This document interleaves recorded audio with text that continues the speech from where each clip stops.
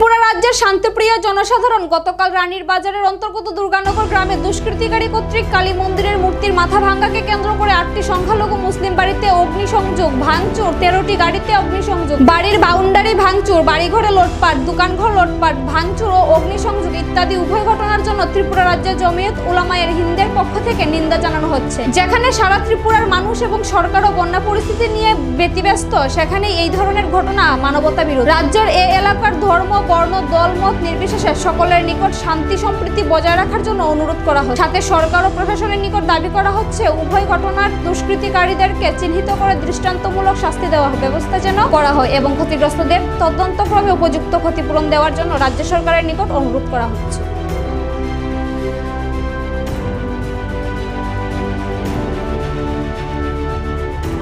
জি, মাননীয় সাংবাদিক বন্ধুগণ, অতি দুঃখের সহিত আজকে সাংবাদিক সম্মেলন করতেছি। কেননা গতকাল রানীর বাজার অন্তর্গত দুর্গানগরে সংঘটিত উভয় ঘটনার জন্য ত্রিপুরা রাজ্য হিন্দের পক্ষ থেকে নিন্দা।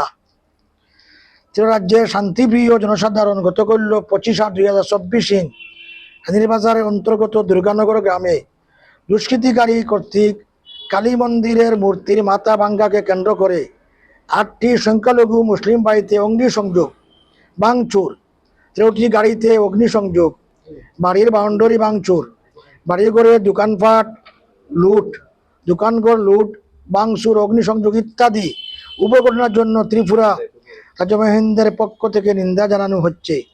যেখানে সারা ত্রিপুরার মানুষ এবং সরকার বন্যা পরিস্থিতি নিয়ে ব্যতিব্যস্ত, সেখানে এই ধরনের ঘটনা মানবতা বিরোধী।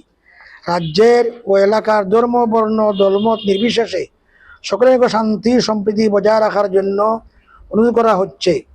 সাথে সরকার ও প্রশাসন নিকট দাবি করা হচ্ছে উভয় ঘটনার দুষ্কৃতিকারীদেরকে চিহ্নিত করে দৃষ্টান্তমূলক শাস্তি দেওয়ার ব্যবস্থা যেন করা হয় এবং ক্ষতিগ্রস্তদের তদন্তক্রমে উপযুক্ত ক্ষতিপূরণ দেওয়ার জন্য রাজ্য সরকারের নিকট অনুরোধ করা হচ্ছে।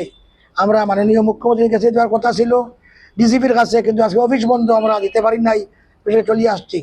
দুঃখের ব্যাপার, রানীবাজার থানা আমাদেরকে অনুমতি দেয় নাই রানীবাজাইতে। দুঃখের ব্যাপার, ভারতবর্ষের মধ্যে এই নজির নেই যে জমিয়তের প্রতিনিধিকে কোনো স্পটে যাইতে নিষেধ করা। এই প্রথম। আমি 42 বছর কাজ করতেছি।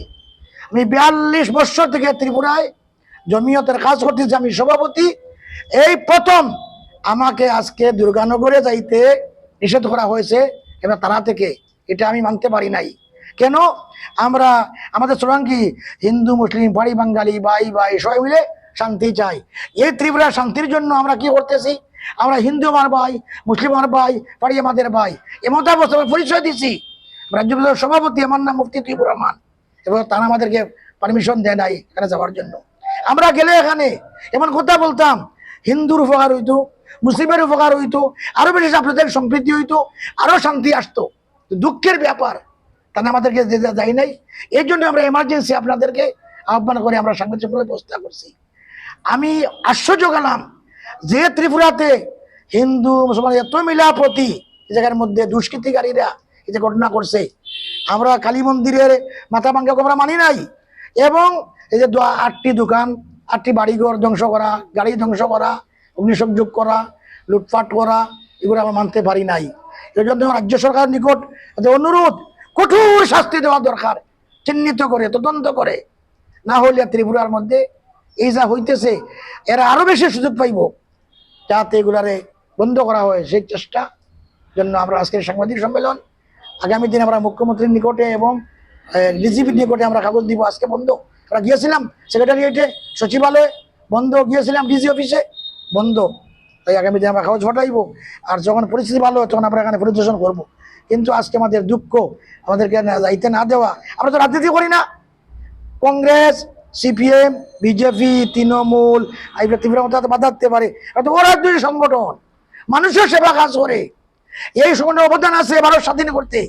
এই সংগঠনে ভারতবর্ষের মধ্যে হিন্দু মুসলমানের মধ্যে ঐক্য সৃষ্টি করছে। ভারতকে স্বাধীন করতে হাজার হাজার লক্ষ লক্ষ মুসলমান উলামা কেরাম শহীদ হয়েছে। কিন্তু ওই সংগঠনকে আজকে স্পটে যাইতে আজকে বারণ করা অর্থ আমার বুঝে আসে নাই। এটা আমি দুঃখ প্রকাশ করছি। আমাদের মাধ্যমে আপনারা বন্ধু করে আমাদের কথাগুলো ফসাইবেন, আপনারা ধন্যবাদ দিতেছি আপনাদেরকে। আপনারা হঠাৎ এমার্জেন্সি প্রোগ্রামের মধ্যে আপনারা যে শরিক হয়েছেন, আসছেন, বলে আপনাদেরকে ধন্যবাদ। আচ্ছা, তাদের সঙ্গে কথা হয়েছে আপনাদের যারা ক্ষয়ক্ষতি হয়েছে? ক্ষতিপূরণ যারা হয়েছে ফোনের মাধ্যমে আমরা এগুলো তথ্য পেয়েছি, ফোনের মাধ্যমে। আমাদের কর্মী আছে, আমাদের কর্মী সেখানে আছে, কর্মীরা এই তথ্য আমাদেরকে দিয়েছে। এই তথ্য আমাদের কর্মী দিয়েছে, যারা আমাদের রাজ্যের কর্মী আছে রানীবাজারে, দুর্গানগরে, কর্মীরা তথ্য আমাদেরকে দিয়েছে। পুলিশ কি কিছু বলেনি? পুলিশ তো অনুমতি দেয় নাই আমাদেরকে যাওয়ার জন্য, কি বলবে আর, কথা হয় নাই, অনুমতি দেয় নাই আমাদেরকে সেখানে যাইতে। কয়টার সময়